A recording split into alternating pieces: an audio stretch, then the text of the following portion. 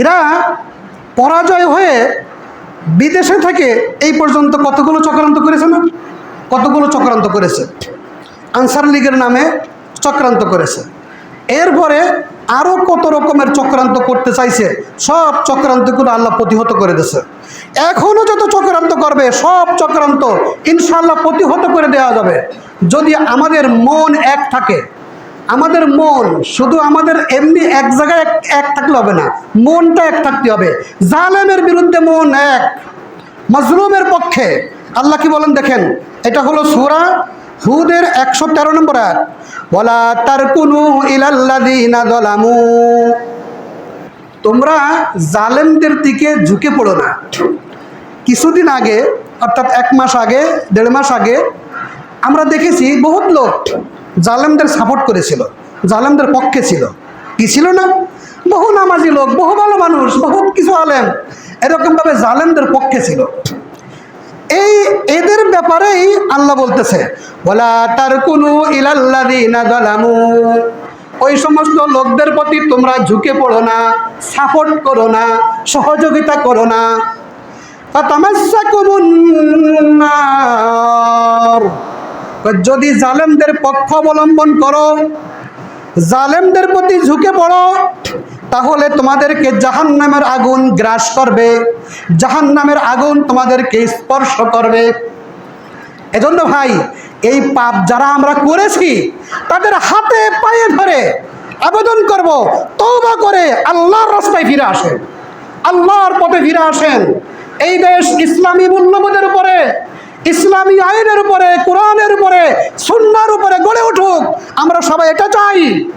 এতদিন পর্যন্ত যারা জালেমদেরকে সাপোর্ট করেছেন, সহযোগিতা করেছেন, তাদের সাথে উঠা বসা করেছেন, তওবা করে ফিরে আসেন, আল্লাহ মাফ করে দিতে পারে। আল্লাহ রহমান না? আবু সুফিয়ানরা আল্লাহ মাফ করেছে না? আবু সুফিয়ান কত কিছু তো করেছে, আমরা বুঝবো যে আর না বুঝে করেছে, কি বুঝে করেছে আল্লাহ জানে, ওগুলো আল্লাহর ব্যাপার। আল্লাহ আবু সুফিয়ানকে যদি মাফ করতে পারে, আপনি যে জালেমদের সাপোর্ট করে আসছেন আপনারও মাফ করবে। কিন্তু আবু সুফিয়ানের মতন তওবা হতে হবে। কিরকম তওবা? যে মৃত্যু পর্যন্ত আর কোনোদিন ওই জালেমদের পক্ষে যাব না। জালেমদের জুলুমের বিবরণ আপনারা শুনতেছেন, আমি সেই দিকে যাওয়ার সময় নাই। কি পরিমাণ তারা নির্যাতন চালাইছে, কি পরিমাণ তারা টর্চারিং করেছেন। আল্লামা জুনায়েদ বাবুনগরী রহমতুল্লাহ আলাইকে রিমান্ডে নিয়ে বলতেছে, আপনি তো বিএনপি করেন। আমি মাদ্রাসার শিক্ষক, আমি বিএনপি করার সাথে আমার কি সম্পর্ক? আর বিএনপি দেশের দল যদি করি তা আপনারা কি করবেন?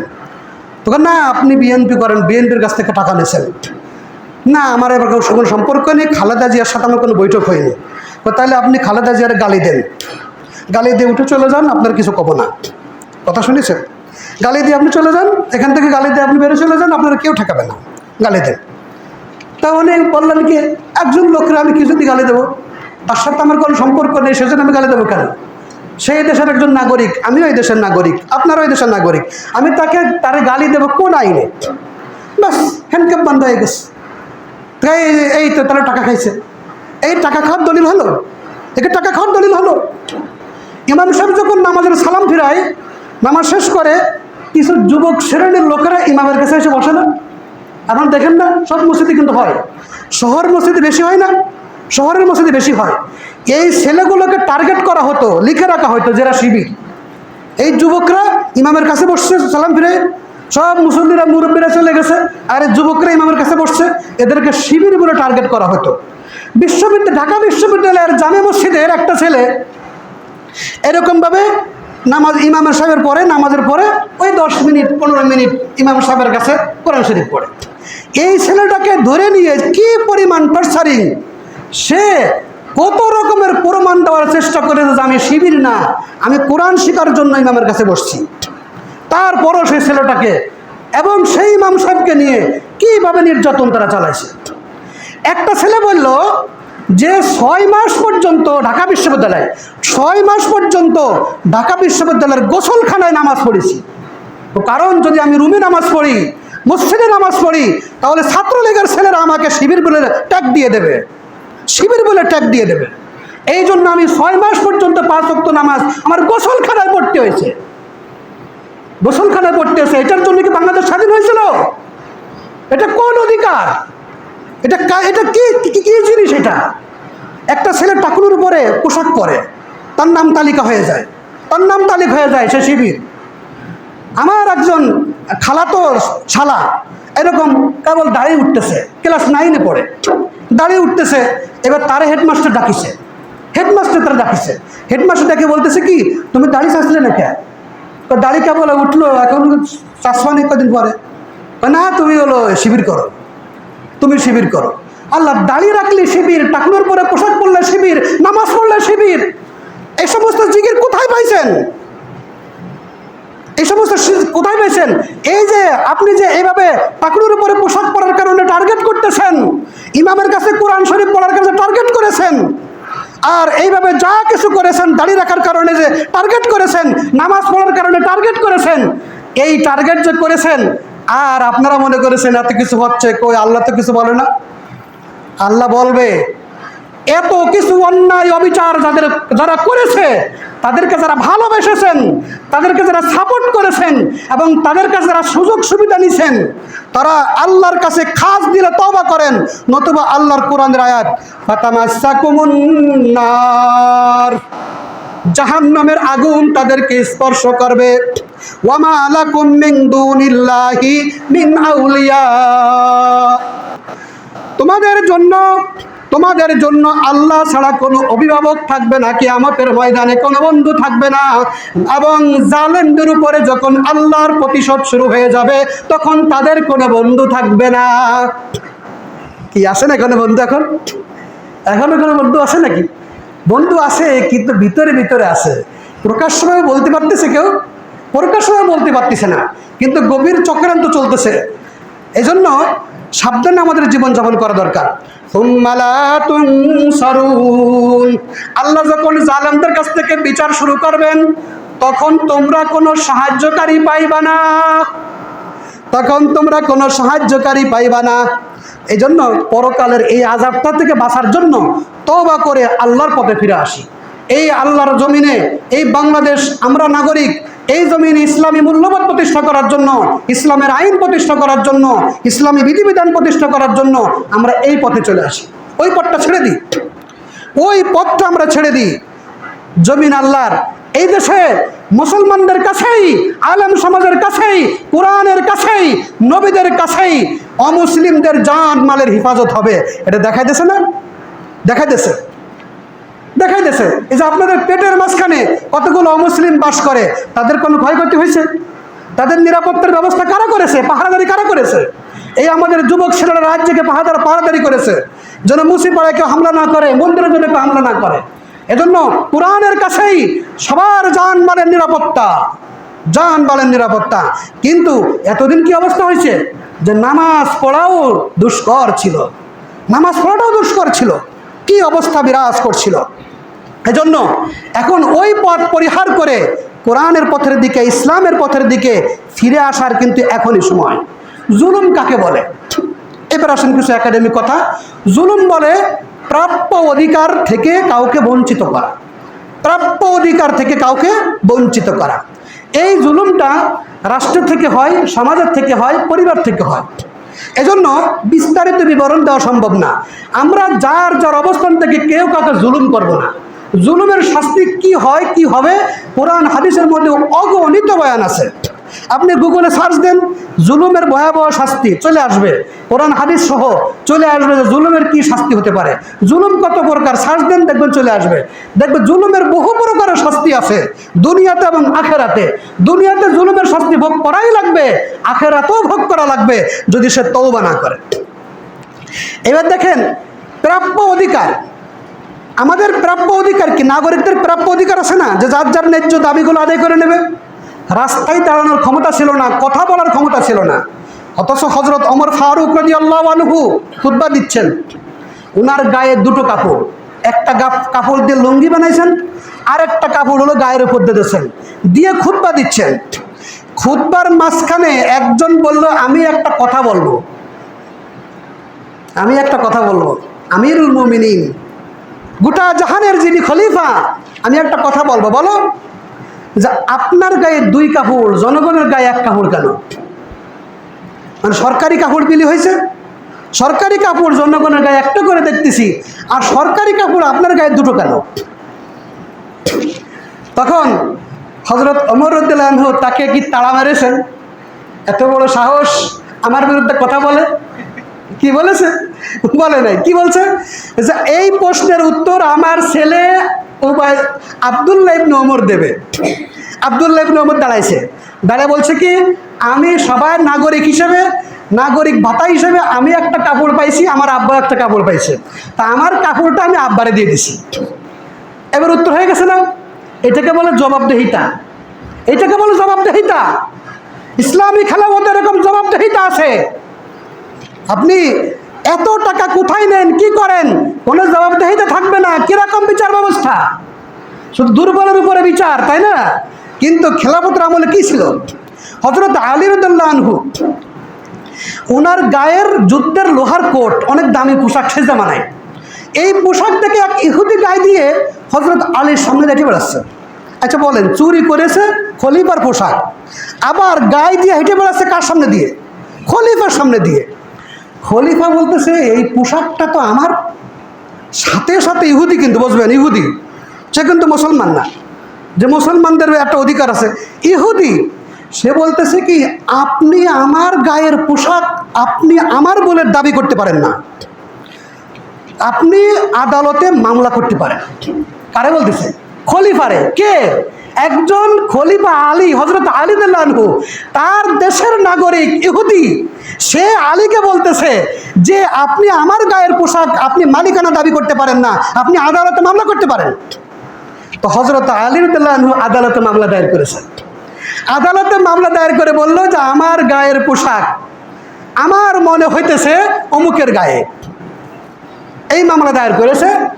দায়ের করার পরে ওই সময় বিচারপতি যিনি ছিলেন তিনি কিন্তু সাহাবী না, তাবেঈ, কিন্তু বড় আলেম ছিলেন। কাজী আবু শুরাইহ, হাদিসের কিতাবে ঘটনা আছে। কাজী আবু শুরাইহ উনি বললেন, খলিফা আপনি তো মামলা দায়ের করেছেন, তা আপনার সাক্ষী কই? আচ্ছা, হযরত আলী মিথ্যে কথা বলবে, আদালতের বিচারক তাই বিশ্বাস করে? কি বলেন, তাই বিশ্বাস করে? কিন্তু উনি সাক্ষী চাইলেন কেন? সাক্ষী চাইছেন যে বিচারের নিয়ম যা আমার তাই করতে হবে। সে আলী হোক আর মুহাম্মদ হোক আর ফাতেমা হোক, যেই হোক, আমি বিচারের কাঠগড়া, আমি বিচারের জায়গা আছি, আমি আমার রুলস অনুযায়ী চলবো, আমি কারো গোলাম না। আমি আমার শিক্ষা অনুযায়ী আমি মানুষকে বিচার করব।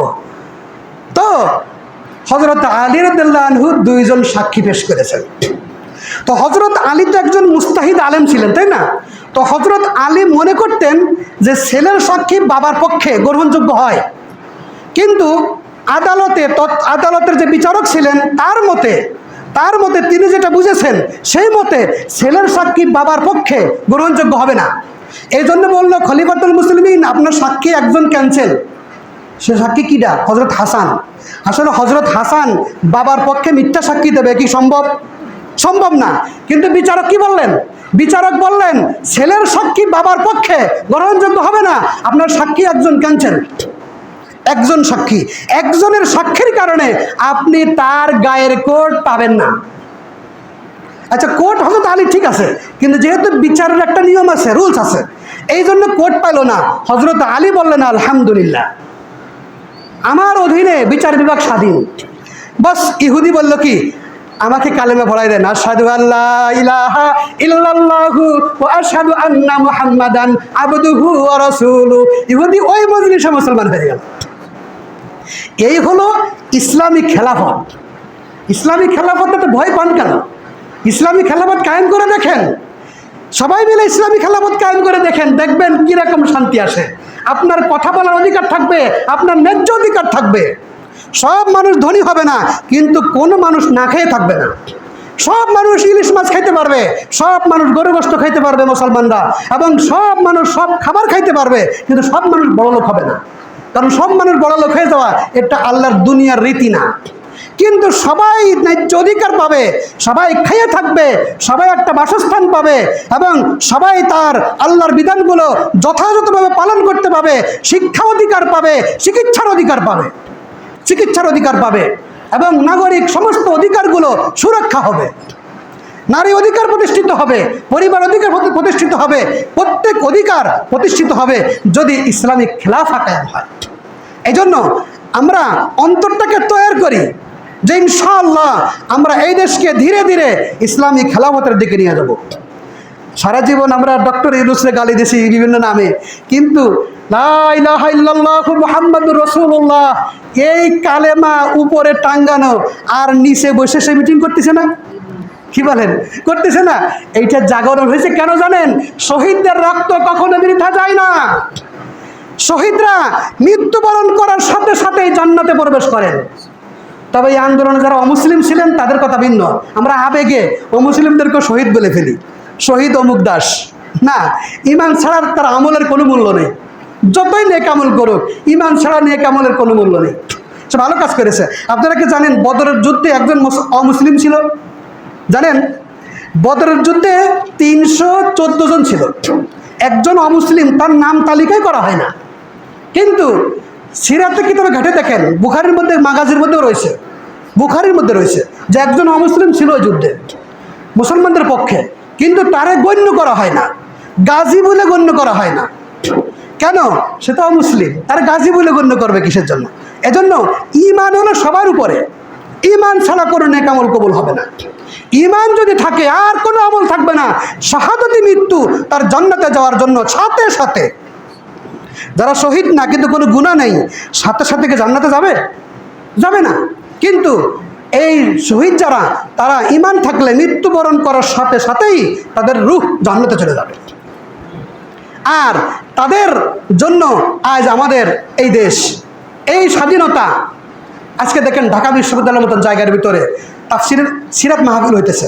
মিজানুর রহমান আজহারি থাকবে, মামুনুল হক সাহেব থাকবে, ফয়জুল করিম চরমনাই থাকবে, এরকম বিজ্ঞ ওলামা একরাম থাকবে। এই পরিবেশ এর আগে কল্পনা করেছিলেন? যেই জায়গায় নামাজ পড়তে হতো গোসলখানার ভিতরে, ভয়টি শিবির করে ট্যাগ দেবে। যেই জায়গায় ইমামের কাছে বসলে শিবির বলতো, টাকুর উপরে পোশাক পরলে শিবির বলতো, আর সেই জায়গায় বিশ্ববিদ্যালয়ের ভিসির নেতৃত্বে আজকে তার ইমামতিতে নামাজ হইতেছে। কি এতে আমরা খুশি না? হ্যাঁ, এতদিন তো আমরা বুঝেছি যে কই আল্লাহ তো আমাকে তাকায় না। আর আপনি জুলুম কত বছর দেখেছেন বনি ইসরায়েলের উপরে? মুসা আলাইহিস সালামের বাহিনীর উপরে জুলুম আপনি কত বছর দেখেছেন? কিন্তু এ তো মাত্র 16 বছরের মাথায় আল্লাহ আমাদেরকে এই শান্তির অবস্থা ফিরিয়ে আনছে। 16 বছরের মাথায়। এখন যদি তার মৃত্যু হয়, বাংলাদেশের মাটি তার কবর দিতে পারবে? পারবে না।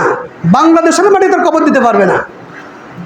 আজ দেখেন এই রকমের কুসন্তান থেকে আমরা আল্লাহর কাছে পানা চাই, যে সন্তানের কুকীর্তির কারণে তার বাবার মূর্তির মাথার উপরে মানুষ পেশাব করে। এই রকমের কুসন্তান থেকে আমরা পানা চাই আল্লাহর কাছে। আল্লাহ যেন আমাদেরকে এইরকম কোনো কুসন্তান দান না করে, যে কুসন্তানের কারণে যে তার বাবার মাথার উপরে উঠে পেশাব করবে।